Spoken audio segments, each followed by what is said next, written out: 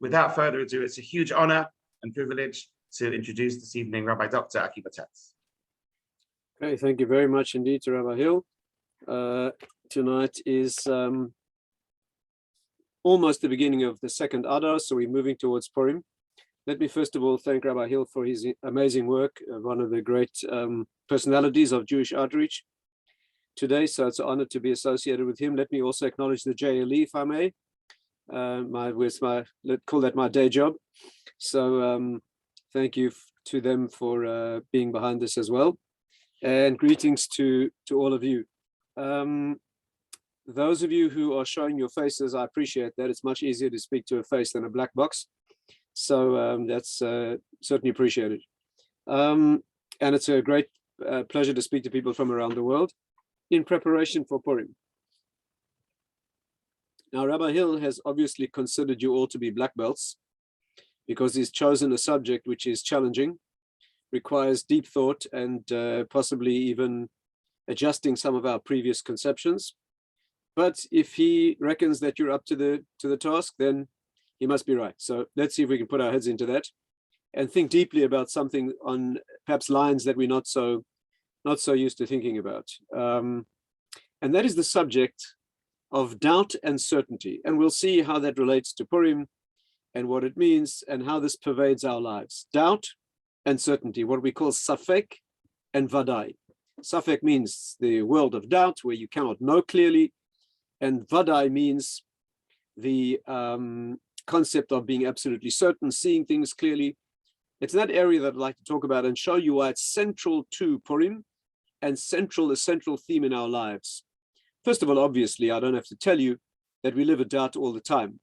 I mean, speaking not as a rabbi, but as a doctor, we never do anything medically where we have clarity, right? Not even, whether it's giving a vaccine or no matter how good the evidence is, we never have 100%. In fact, I had the honor last week of being at a conference in New Jersey, run by the Haman Medical Center from Lakewood.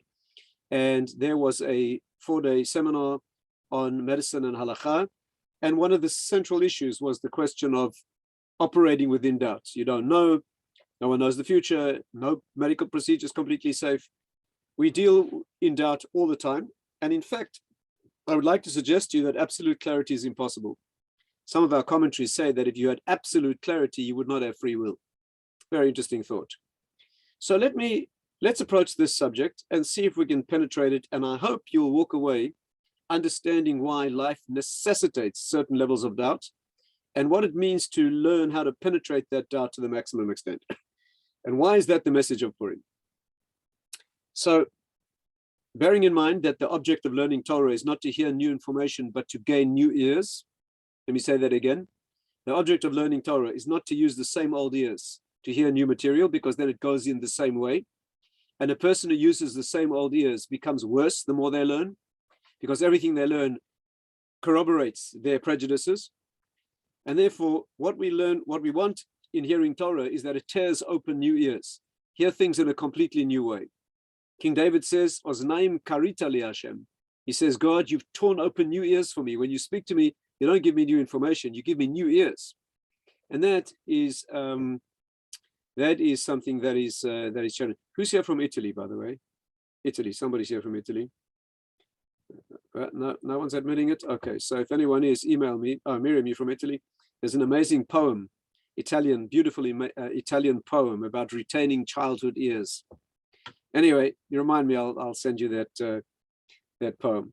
But be that as it may, let's approach this subject and see where it takes us. Let's begin like this. The Gemara says something very strange, extremely strange about Purim and the Megillah. It says like this, Haman min Torah minayin. Where do we see the word Haman in the Torah? Actually, it's a long, interesting Gemara. It goes through a number of names. Moshe min Torah minayin. Where do we see Moshe's name in the Torah? Where do we see Esther's name in the Torah? Where do we see Mordechai's name in the Torah? Where do we see Haman's name in the Torah? This is a very, very strange question. I mean, what do you mean, where do you see Moshe's name in the Torah? It says it all over in the Torah. What do you mean, Haman? Look in the Megillah. What is the Gemara asking? But what the Gemara is asking is, when we ask for a name being rooted in Torah, we're not talking about where it's mentioned. We're talking about where it's created. we want to understand the essence. You know, your name is your essence. Your name describes your essence. Let me put it to you this way. The word for a name in Hebrew is Shem. And the root Shem in Hebrew always means essence, right? Can you think of another Hebrew word that describes the absolute essence of who you are that has Shem as the middle part of that word? Any offers? Correct. Neshama. Neshama is your soul, and it's based on the root Sham. What do we call the world to come? Shamayim.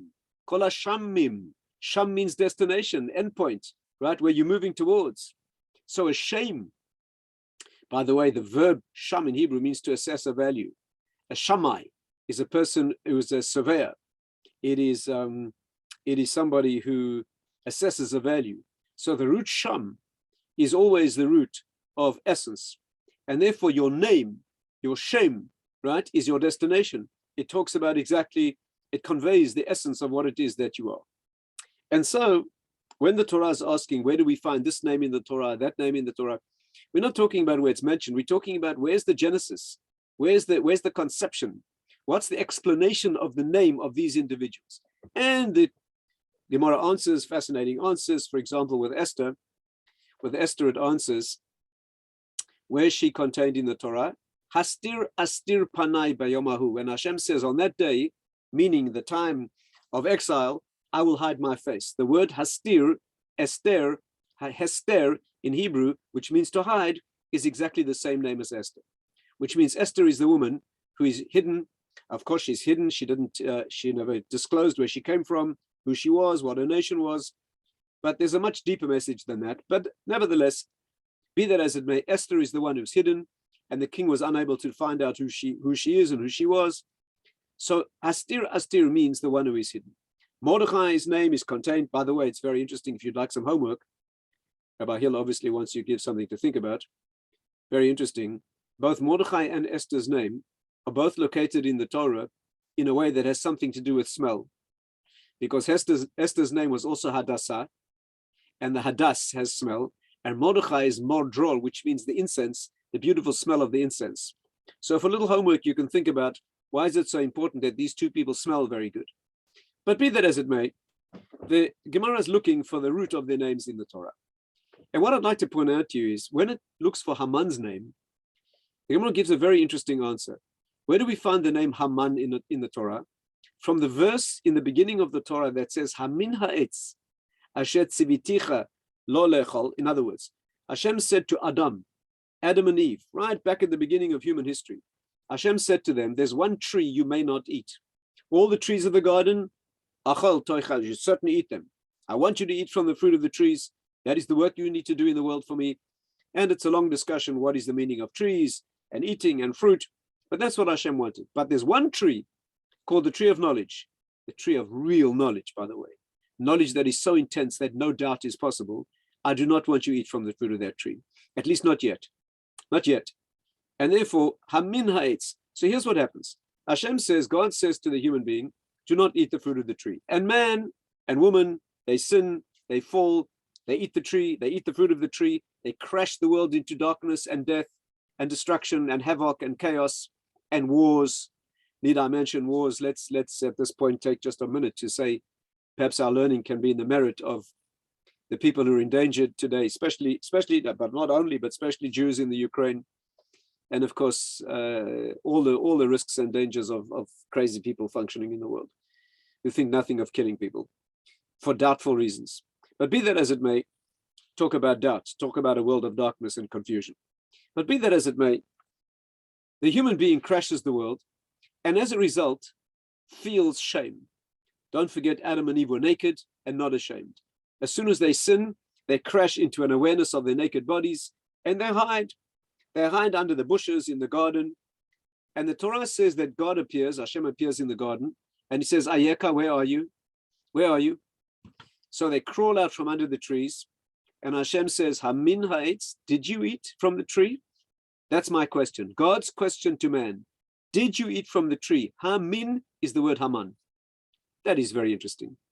God's question. Now, the word Hamin in Hebrew is not even, all it is a question. Ha-min, which means did from. It's nothing other than the question itself. It has no meaning, no content. All it is the question.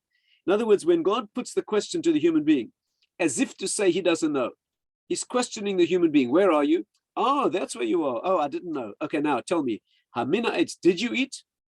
That question is Haman. The word Hamin, as you all know, yes. That's exactly the question. And I'm getting some questions on my screen. To hold the questions, we'll get there. Mirz Hashem, we'll get there. But the question, did you eat, is the birth of Haman. When God asks man, when Hashem asks man and woman a question at the beginning of history, when they've perverted the world and brought death to the world, his question is Haman. Now that needs understanding. Now, first of all, you notice that this is very close to the beginning of the Torah.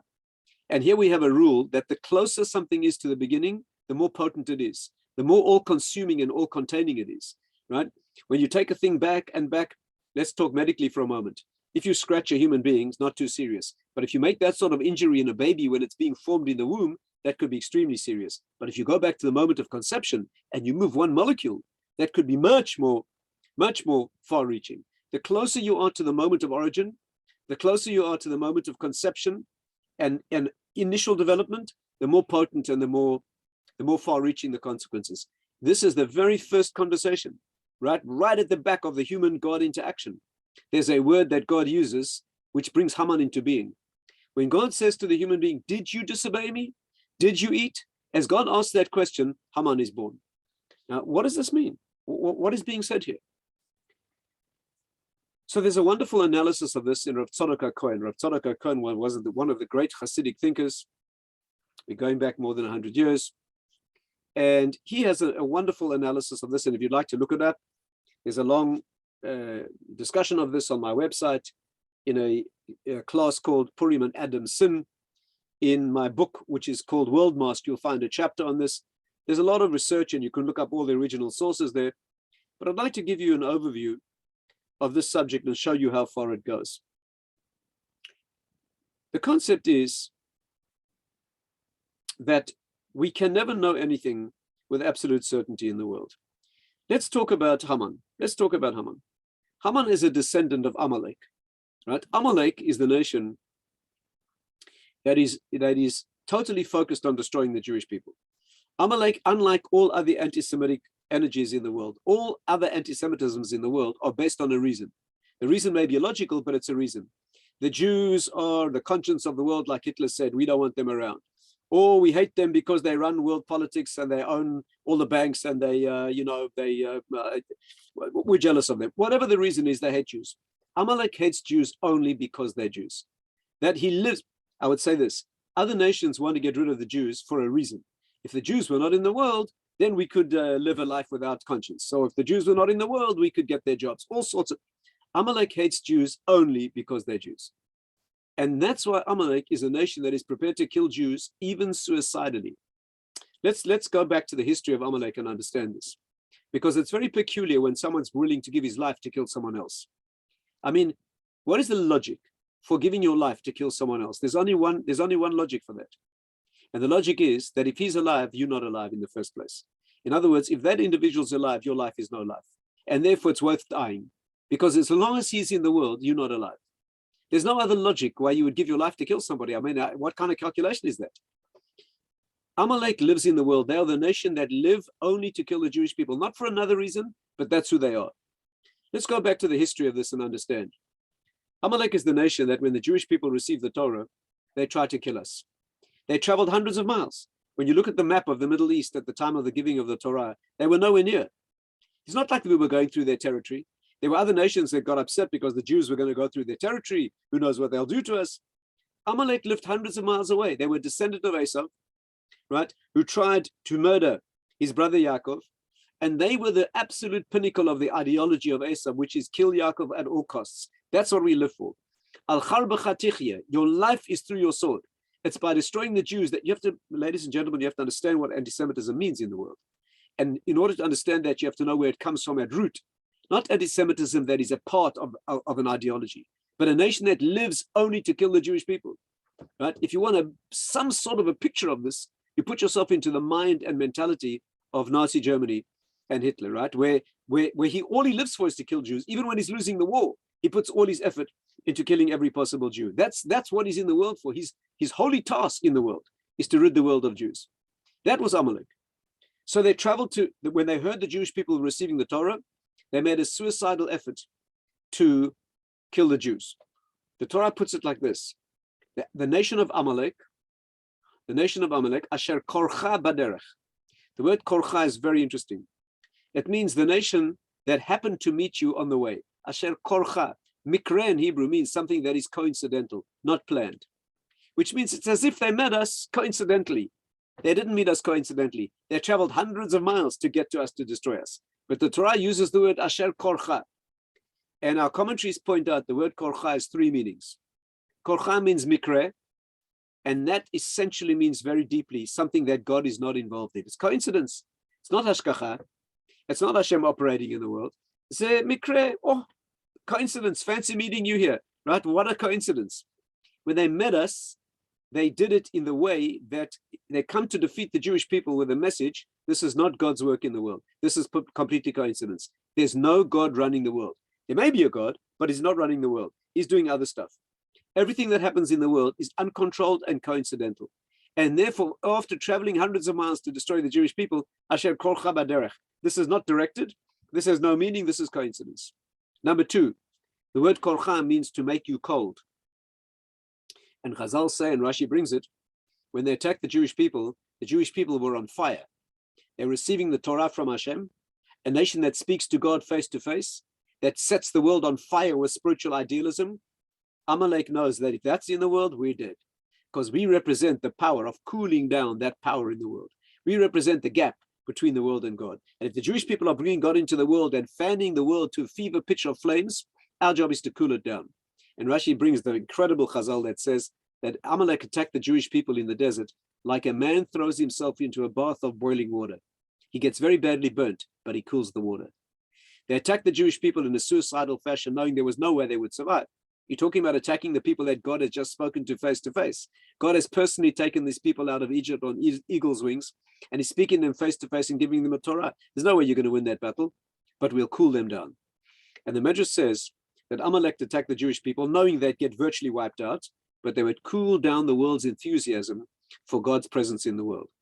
And the Medrash says like this: when the Jews were being given the Torah in the desert, all nations on earth began to stream towards Sinai. Why not? The Jewish people leave Egypt, and the world is engulfed in cataclysmic, miraculous events. For example, the Medrash says that when the Jews came to the sea and the sea split, all waters in the world split. You know that? So you're sitting by a lake in Japan, and suddenly the water split. You go, what's going on? The Jews have just left Egypt and they're getting the Torah. The whole world became totally aware of the fact that the Jews are receiving the Torah. So the whole world said, but it's logical. If God is appearing to the Jewish people, let's be part of it. And they all started moving towards Sinai. And they went to their great prophet. They had a prophet in those days who was as great as Moshe, and his name was Bilam. And they went to the great prophet, Bilam, and they said to him, what is going on? And he said, Hashem oz la'amo yitain. Hashem is giving the Torah to his people. So the people said, if that's what's happening, let's be part of it. This is the end of history. This is messianic perfection. And they all started moving towards Sinai. And Amalek said, if that happens, we're dead meat. Because our job is to keep people away from Sinai. Amalek's work is to keep the spiritual message out of the world. And therefore they suicidally attack the Jewish people, because if the Jewish people would have that enthusiasm that infected the whole world, and everybody comes to Sinai to receive the Torah, Amalek's dead. Amalek is the force that puts a distance between the world and God. And therefore that happens, we're dead. Therefore it's worth almost dying to defeat the Jewish people. So that's the second meaning, that they came as if coincidence, meaning God's not in the world. And the third meaning, I don't know if we'll have time to go into it fully, is sexual impurity. Keri, exactly the same word, korcha, means intimate relationships in, let me just say one word about that. Our relationship with God is a very intimate relationship. It's a male-female marital relationship. And that is total focused loyalty. That's what marriage is. It's a total and absolute commitment of one person to another, giving your entire life to that person. That's what a marital love is. And our relationship with God is a love to the death throughout history. That's the bond that is indissoluble bond for the Jewish people and God. And sexual impurity means all open relationship. There's no bonding. It's this experience with that person, that experience with that one. That means there's no meaning and bonded focus in this relationship. Anything goes. And therefore, Amalek, in fact, it's even deeper than that. I don't want to go into details. I'll just say this. The Medrash says they attacked the Jewish people by homosexual rape. If there's time, we'll go into this a little bit more. But that's how they attack the Jewish people, right?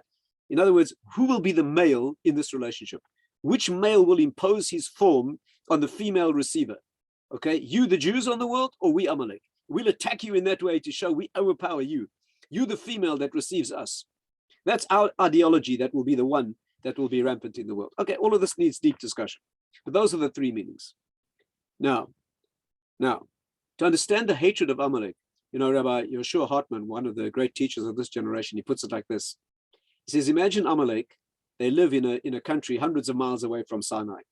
So their commanding officer calls them up on the battlefield one day and he says, okay, men, we're now traveling through the desert to go and attack the Jewish people. So one soldier puts up his hand and he says, excuse me, sir, are they a threat to us? No, they're no threat to us. Are they marching towards us? No, they've got nothing to do with us. Are they going to take away our territory? No. Are they going to come through our territory? No. Sir, do we have anything to do with those Jews? Nothing at all. But we're going to give our lives to attack them. You understand what this is? These are people who've got nothing to do with you. They don't live near your country. They're no threat to you. Okay, all they're going to do is receive the Torah and move into Israel and spiritual people. We will travel hundreds of miles to get to where they are to kill them.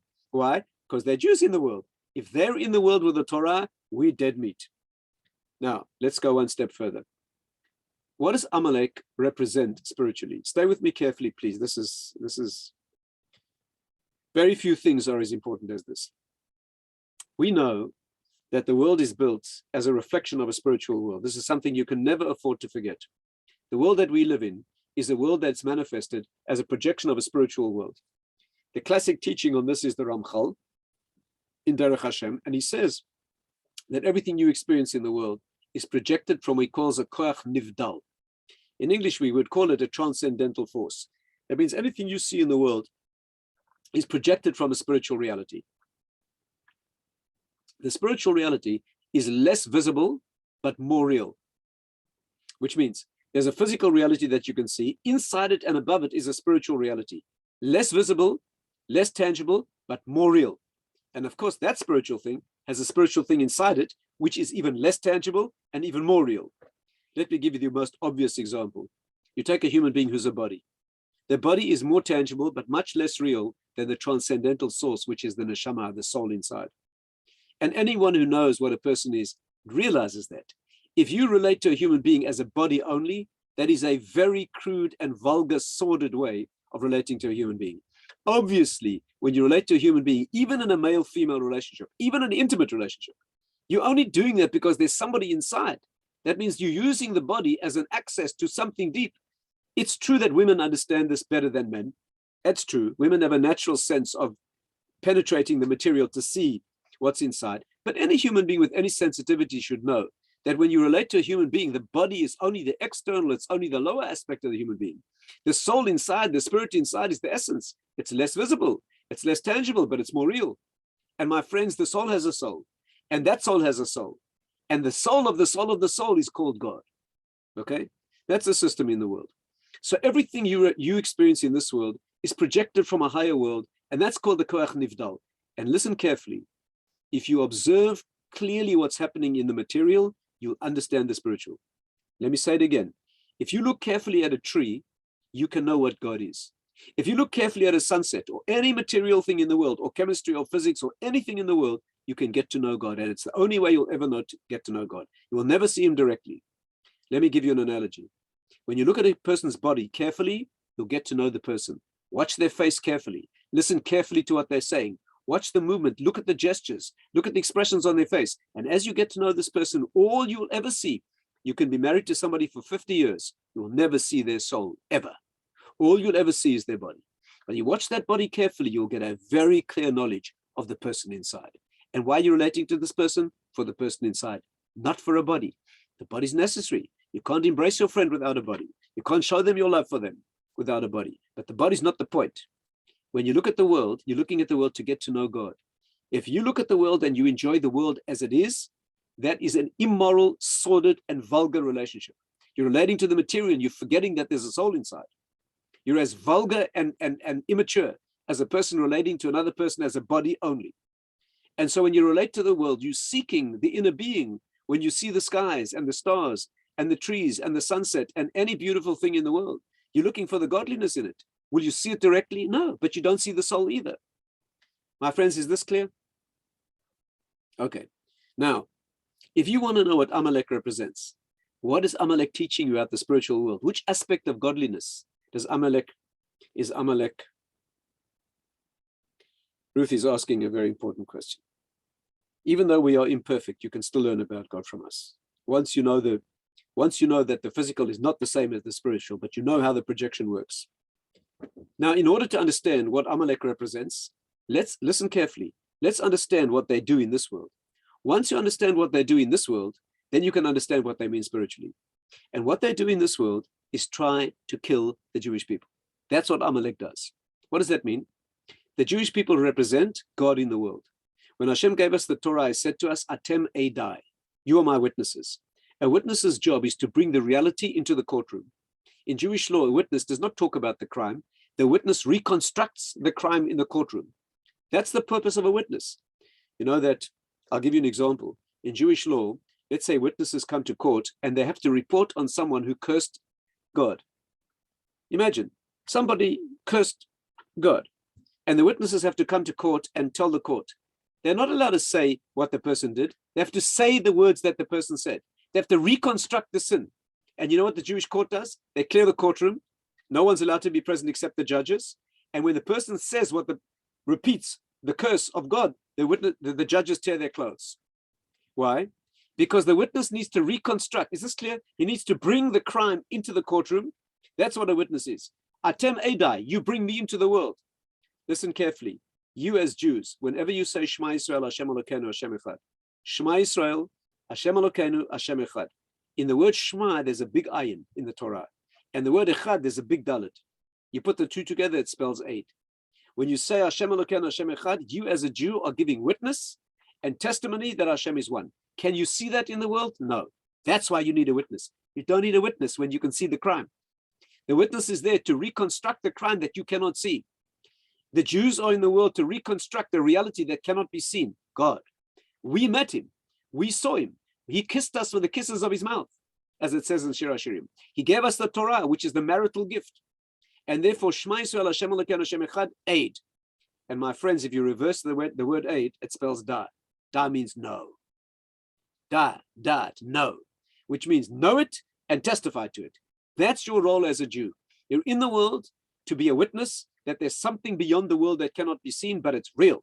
Just like you're in the world to use your body to manifest the soul, as a Jewish people, we're in this world to manifest the fact that the world is a body and there's a soul to this world. You don't see it, correct, but you don't see the soul either. And yet that's the important thing about the human body, that it has a soul. And that's the important thing about the world, is that it has a soul. And that soul animates it and reveals itself in the world. That's the Jewish role. What's Amalek's role?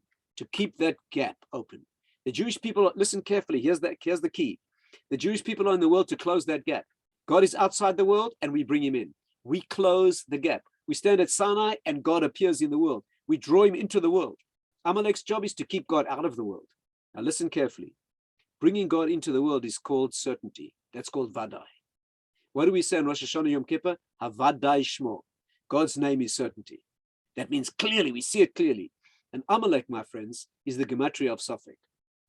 When you take the word Amalek and you add up the numbers, it comes to exactly the same as the Hebrew word Safek, which means doubt. And that's the battle between us. In this world, it's a genocidal battle to the death. They want to kill us, and we have a mitzvah to wipe out Amalek. Can you imagine that?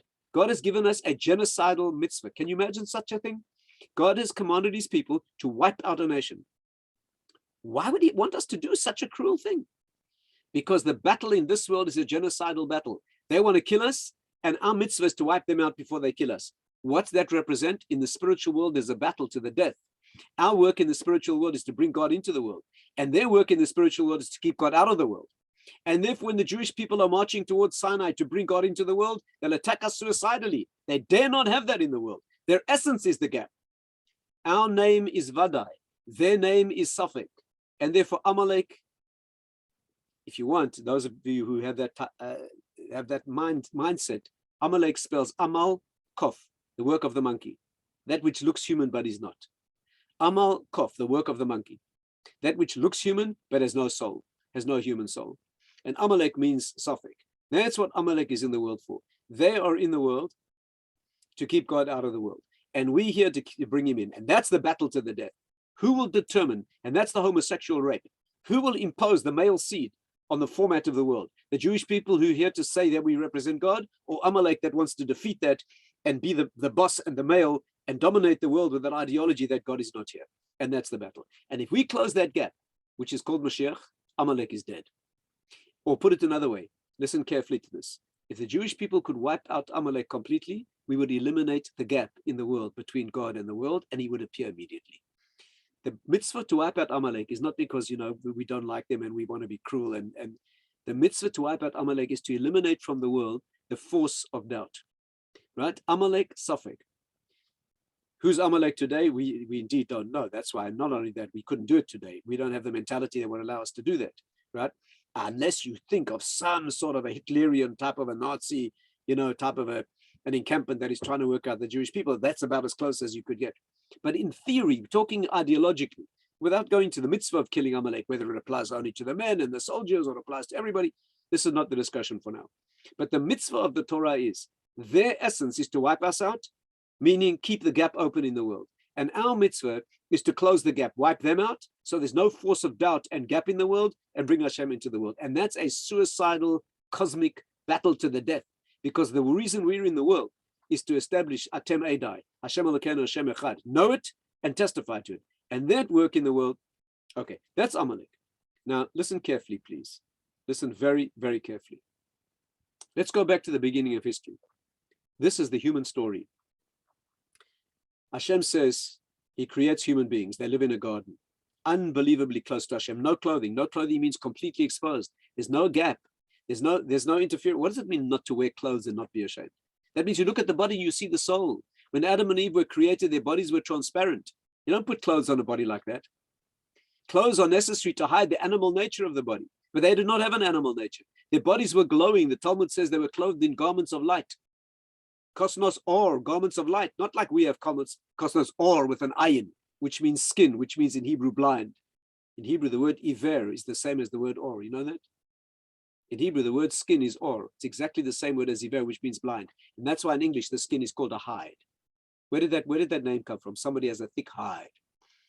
Because it hides. Before, it used to reveal. The Midrash says it used to be like your nails that you could see through. So you could look at the body and see the soul. But after the sin, the body became an obstruction. So now man feels ashamed. You know why you're ashamed when you're naked? Why are you ashamed when you're naked? Because you know you look like an animal and you're a human being with an angelic soul. That's why you're ashamed. My friends, why are you ashamed when you're naked? It's not cultural. It's because it's much deeper than cultural. Because when you look at your body, you look like an animal. Some of us more than others, unfortunately. And you know that in this animal body is an angelic soul. And shame is always caused by discrepancy between states. If you're a failure because you could not succeed, you don't feel ashamed, you're just like a failure. But if you could have succeeded and you didn't, you feel ashamed. When you let yourself down, when you function on a level that is not yours, when you could have and should have been better and you're not better, that's when you're ashamed. So shame is a disparate, dichotomous states where you're not the way you should be. And so they feel ashamed because they've sinned. So listen to what happens. What have they done when they've sinned? They've moved themselves away from God. They put an obstruction. That clear body, that clear vision that you can look at the world and see God, they put an obstruction in. You now look at the world and you see the world. Instead of looking at the body and seeing the soul, you look at the body, you see the body. That's the tragedy that they've caused. They've brought a doubt into the world. They've brought darkness into the world. They've brought a gap between God's immanence in the world. And how does that manifest? So they hide under the trees. Listen carefully. They hide under the trees from the one they know sees through the trees. They know who God is. A few moments before they were speaking to him, face to face. And now they've sinned and now they start talk about confusion, talk about doubt. They now fool themselves into thinking that God can't see them. We'll hide under the trees. God won't see us. Talk about confused. And what's the response? Hashem arrives in the garden, and tragically and amazingly, he says to them, Ayaka, where are you? I don't see. You want to play the game that way? You want to play the game as if I don't see? I play by your rules. Hashem tzilcha al yadi minecha. Hashem operates as your shadow. Man, woman, you want to operate in the world as if I don't see you? Then I behave that way. You take a step away from me, I take a step away from you. You want closeness to me, I move towards you. You take a step away from me, I step back from you. You want to pretend I don't see you? Ayaka, where are you? And finally, they crawl out from under the trees. Can you imagine under those bushes wishing, Hashem, please just take us back, fix us, take us back. And God says, where are you? I don't see you.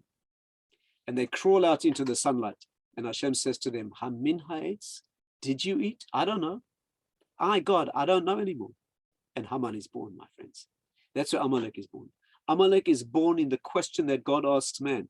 When Hashem operates in the world as if he does not know.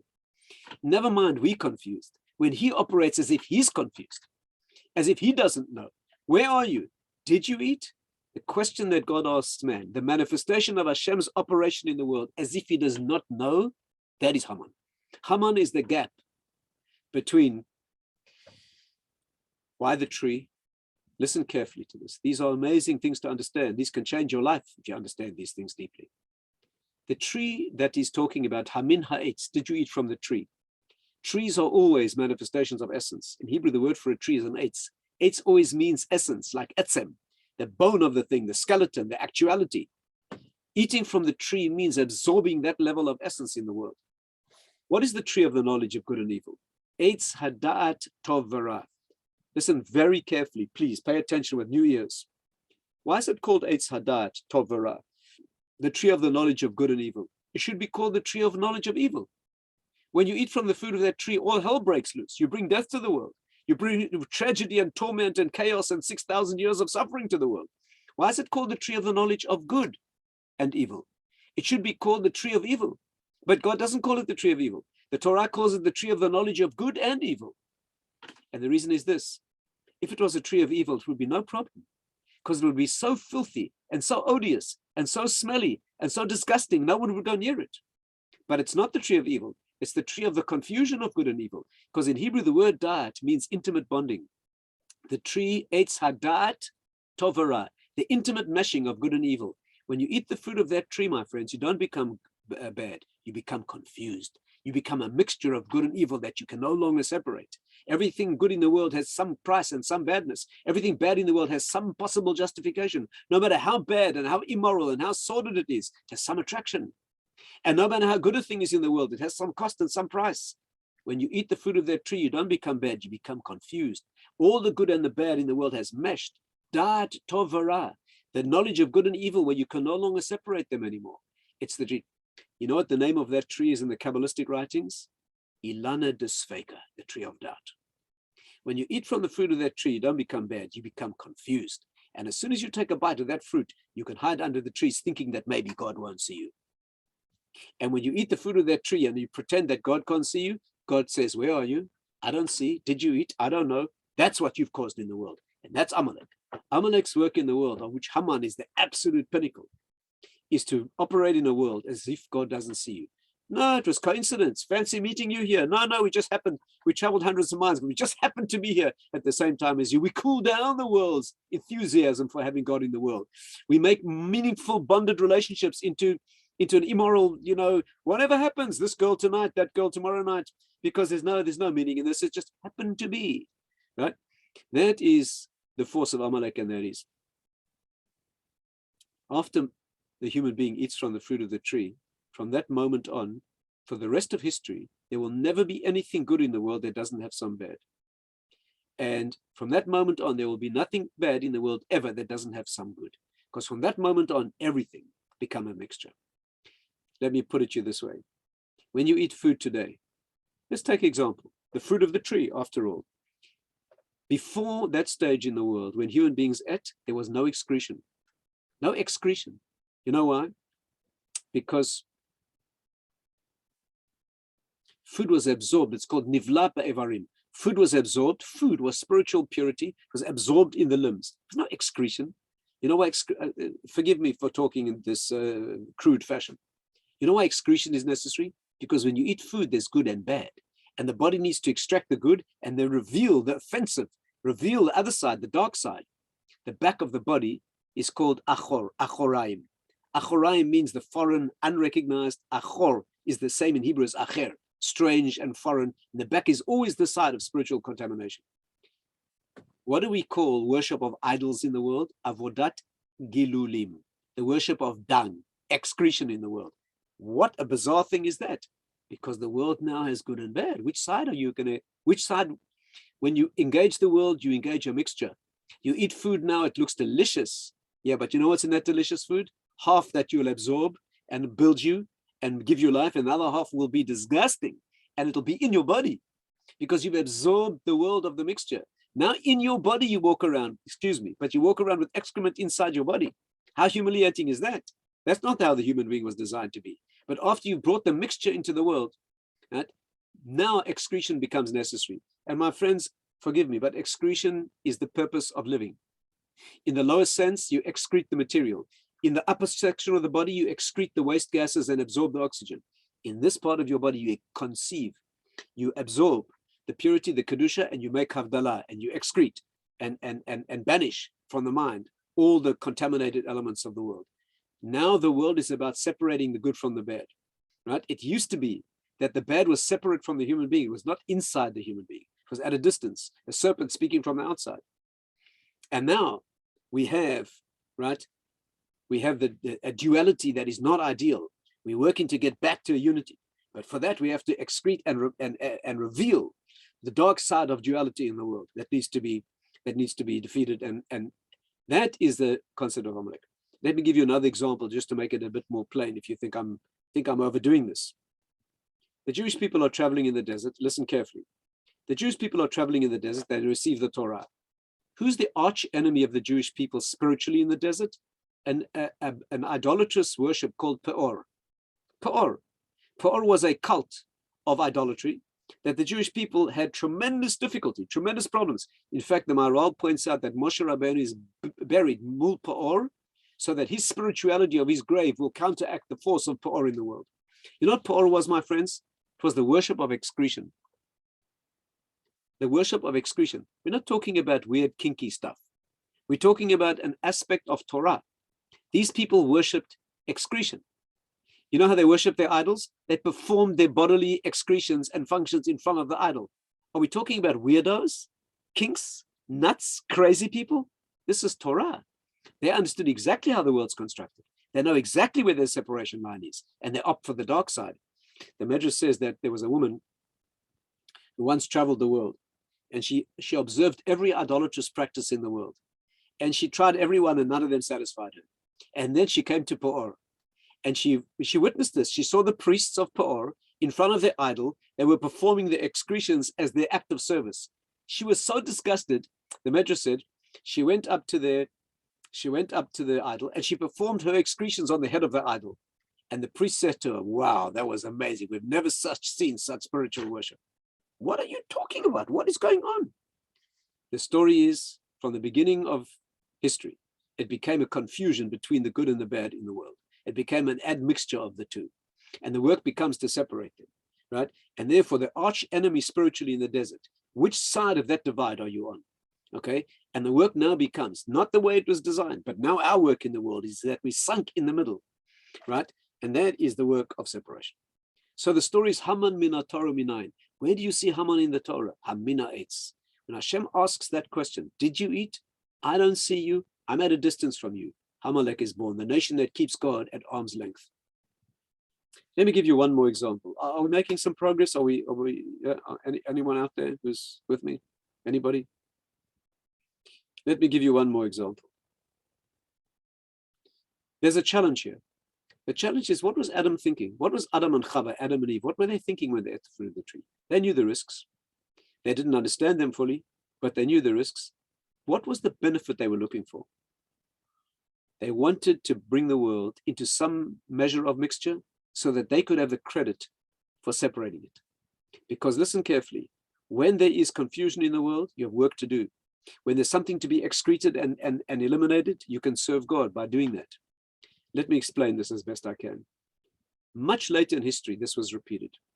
King Saul, Shaul Amalek, the king who gave over to King David, the beginning of the royalty and the Jewish dynasty of royalty in the Jewish people, King Saul was given a mitzvah to wipe out Amalek, which means, what does that mean?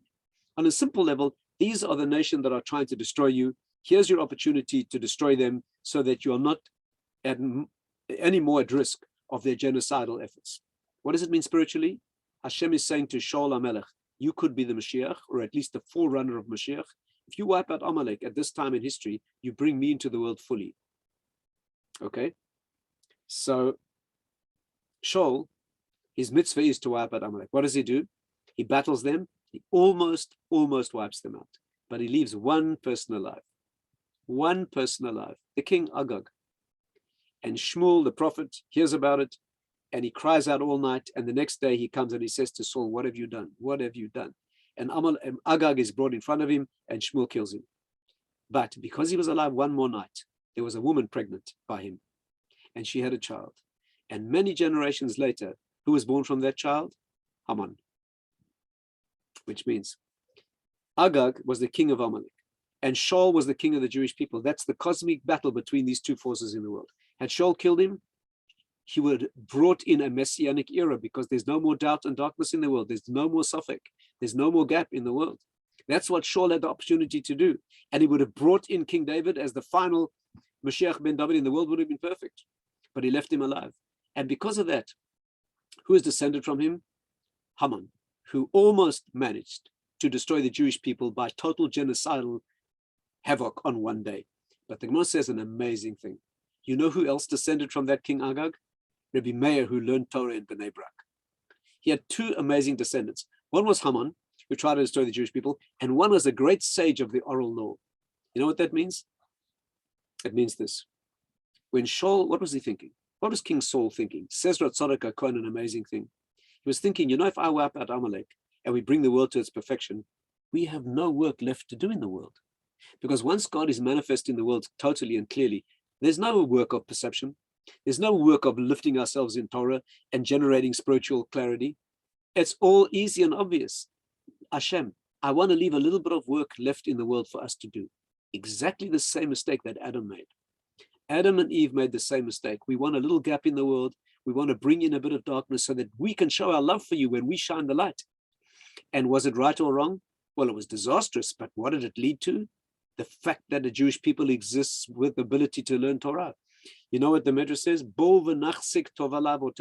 Let's thank our forefathers, because if they hadn't sinned, we would not have been. Meaning that out of the sin of our forefathers, with the total disaster that it caused, we were born in the world with work to do. And that's what Adam wanted. And that's what Saul wanted. If I wipe out Amalek, there's no work left to do in the world. And you know what came out of that? A Haman who tried to destroy us, and a great sage of the Torah that brings light into the world. Rabbi Meir, the one who illuminates the world. The Torah is called Oiraita, the light of the world. It's only in a world of darkness that you can shine some light. That's the greatness of a dark world like ours. It's only where you've got the work of separation that you can have the credit for that. In a world that's totally illuminated, what are you going to do? Hold up your candle? It's irrelevant. And therefore, the dark side is the fact that the world is separated from God at a distance. It's a world of admixture where all the good has bad. The light side is you can learn Torah in the world.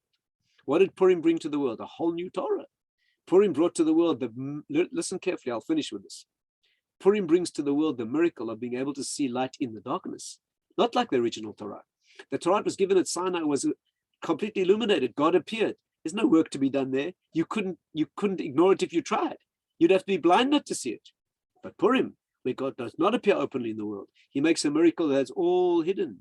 His name's not mentioned at all in the Megillah. The Megillah of Purim is, Purim means the luck of the draw. Just like Amalek, it's all coincidence. It's all luck. Purim doesn't even a Hebrew word. Megillah in Hebrew means to roll up and close, or megaleh, to reveal. The whole of Purim, wherever you touch it, is a duality of do you see clearly, don't you? Esther does not reveal who she is. Nobody knows who she is, right? There's no open miracle in the Megillah. The whole concept of the Megillah of Purim is hiddenness. The Torah up to then is revealed, it's prophecy. The Torah of Purim is all healed, is all hidden. Can you see in the darkness? Can you see that when the king makes a rule and the Jews do this and the Jews do that? And can you see there's a divine hand here? Can you see in the darkness? Can you bring God into a dark world? Yeah, Shuni, I'm glad you agree for once. It's a relief. So that's the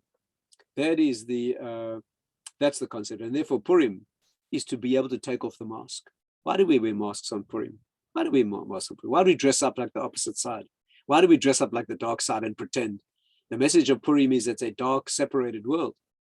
But the message is, can you see through it? Can you take off the mask? Can you wear the mask and still know what's underneath it? And that's what Purim is.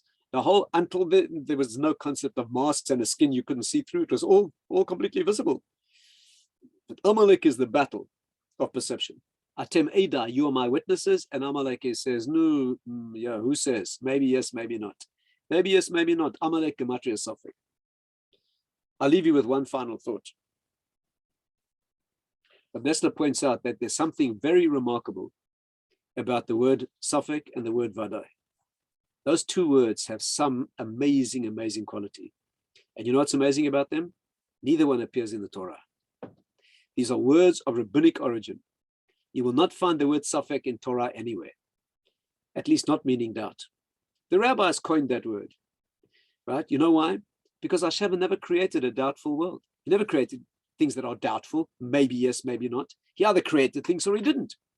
We introduced confusion to the world, so we give it a name.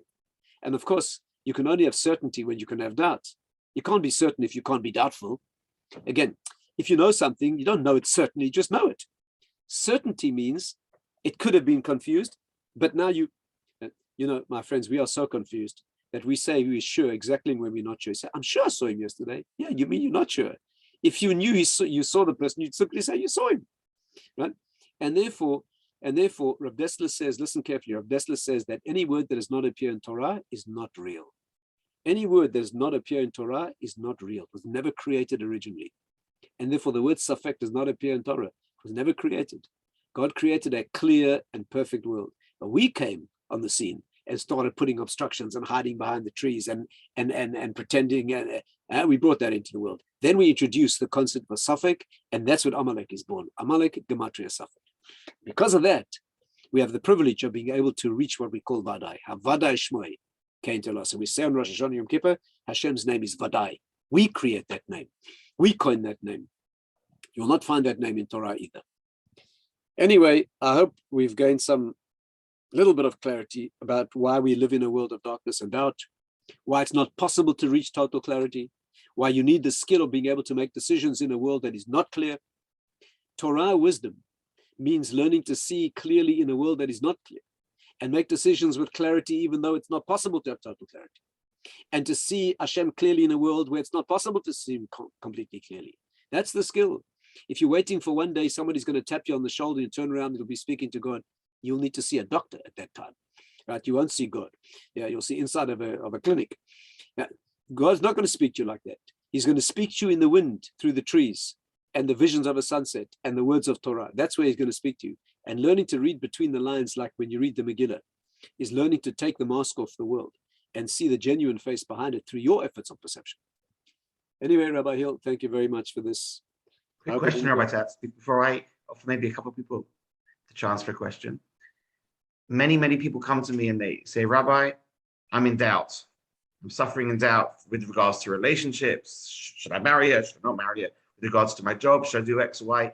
And maybe even with one's own spirituality, am I ready for this? What advice would you give practically to help get someone out of the realms of doubt? Yes, so this is a wonderful and long subject. May I make a suggestion? I have a half an hour talk on how to make decisions. And if you, with your permission, Rabbi Hill, I'm happy to send you that file. You can circulate it to anybody who wants to download it. It's called How to Make Decisions, and it deals with approaching a decision to take a job or not to take a job, to marry this girl or that girl, to marry, not to marry. How do you put together? I cannot do justice to that in the next minute or two, I'm afraid, but I'm very happy to make that total file available. And it's a logical procedure as how you go about lining up the options on both sides and coming to an absolutely clear decision, even when you start in a situation of doubt. So let me say that there is a formal approach to that. And with your permission, I won't go into the detail now. But if you only ask me, I'll be very happy to download that to you. It's an audio file. And it was actually said when I don't know if you remember, Rabbi Hill, but one year the South Africans decided rather than have an encounter program inviting speakers from around the world, they did it virtually. And so the speakers, and I was one of them, sent in, an offering. And mine was a half an hour presentation on how to make decisions in a situation of darkness. So please forgive me for not going into it now, but I'm very happy to. I think it's on my website as well, but I'm very happy to send a special audio file to you with pleasure. Yeah, please do, and I'll share it out. And if anybody wants it, I'll forward it to you. I'll put it on the Instagram channel as well. So if you can tune into the Instagram channel, JNetwork613. Do you have any other time for any of the questions, Rabbi Tatz? Should we give someone a chance? Yeah, sure. You're running. So if you raise your hand, see if I can find you. I can try and unmute you. If you have a question, or on Facebook, you can ask it. Let me just, while I'm looking for someone, Rabbi Tatz, you mentioned there's no, Hashem made the Eitz Hadas Tevara. Hashem made the tree of knowledge of good and evil. You explained it because that was this creation of doubt. On the other hand, you said Rabbi Desta says there was no doubt in the Torah. So let's say it like this, that what it means is that as a separate specific creation, if there's no word in the Torah for a thing, it's a very clear indication that it was not created as such. But of course, the temptation and the possibility certainly was created. That tree of the knowledge of good and evil was put into the world as an opportunity for human beings to bring that into the world. But when we actualize that in the world, when we eat it and bring it into our being, then we bring into the world, into our minds, the faculty of doubt. So therefore, no question, Hashem puts a duality into the world for us to actualize. And our work is not to do that. But when the human being engages it and we bring it into the world, then we bring the confusion into our minds, and then we set up this concept, which is called Sophic, which means, of course, the Torah says, for example, Eliyahu said to the people, how long will you dance on both sides of the fence? In other words, make up your minds. So, of course, that concept is in the world. But Odessa's point is, when it crystallizes into a word in the Torah, that already materializes it in the world. That's what he's saying. And is it possible to ever, before Mashiach comes, be in a place of clarity? Can one have 100% clarity? No, it's possible to be in a situation of relative clarity. So, for example, let's say a young man's thinking, should he marry this girl or not? So he has to understand that if he gets to 60% clarity, and the alternative possibility is 40%, he has to get it into his head that means 100%. Rabbi Hill, when you're taking an opportunity, let's say you've got 2 job offers, or 2 young ladies who would like to marry you, whatever the choice is, and you're making a decision. And finally, you come to the conclusion that this is 51 and that's 49. What do you do then? Move 49, 50% between the two? No, you take the 51%, 100%. And that you have to see clearly. Rabbi Hill, you're playing football, right? I remember you were a very keen footballer. You're playing football and you got the ball and you see 2 possible receivers. And one you figure's got a 70% chance of scoring and the other one's got a 30% chance. So you pass it 30% between the 2 of them. No, you pass it 100% to the 70% guy. That's the clarity you can obtain in the world. So when you make, and let me give you something else. Let's say you analyze it fully, 100% totally, and it gets 50-50 exactly. You know what you do? Flip a coin. Don't waste time. It makes no difference. You know what most people do? They stand there for the rest of their lives, not knowing what to do, and they don't do either. No, bad mistake. Marry one of those girls. So someone asked a question about the Garden of Eden. Can you see the question from David? Let me see if I can read. Was the purpose of creation to ultimately eat from the tree of good and evil? Yes. So the answer to that is that they were meant to eat it when Shabbat came in, and then it would have been called the tree of life. That would have been the total perfection of being able to rise above that with divine powers. But that was not available during the week. What was the sin of Adam will require a whole separate discussion. But yes, indeed, that's why it says, if you look carefully in the words of the Torah, that the tree of knowledge of good and evil and the tree of life are both in the dead center of the garden. 2 things cannot be the dead center. The answer is they were intertwined with each other. And this faculty of problematic options in the world would have turned into the opportunity for life itself. But they did it prematurely and they destroyed the world in that way.